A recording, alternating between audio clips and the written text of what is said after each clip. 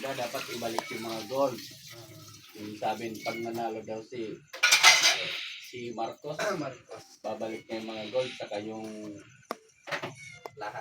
lahat ng pera. kasi hindi naman natuloy.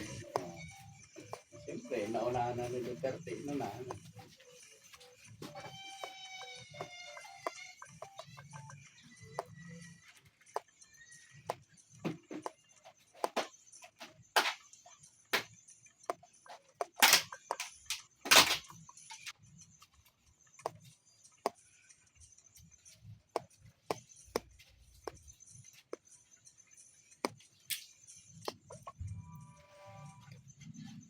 Yung basura, isabit mo doon na. Tapanin niya ng daga niya.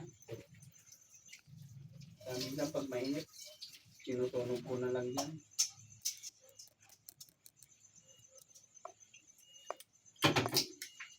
Matutunaw naman kasi puro plastic naman. Hindi naman siya doon.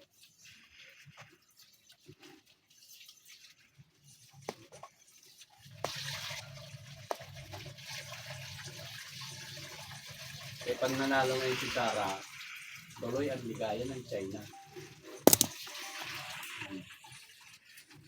Hindi nila Bye guys, because I'm going to sleep. Bye.